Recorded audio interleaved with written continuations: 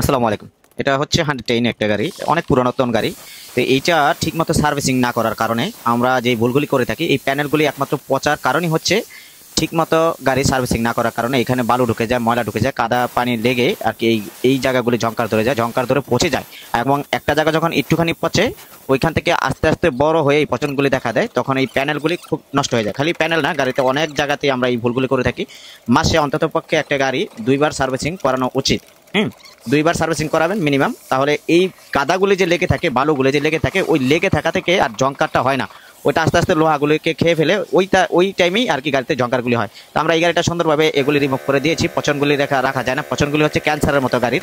এগুলি থাকলে গাড়িতে সমস্যা থাকবে, যেখানেই থাকবে ওইখানেই আস্তে আস্তে এটা বড় হয়ে যায়। তো আলহামদুলিল্লাহ এই গাড়িটা সুন্দরভাবে আমরা করে দিয়েছি। আপনাদের গাড়িতে যদি এই ধরনের পচন থাকে সরাসরি আমাদের কাছে চলে আসেন। আসসালামু আলাইকুম।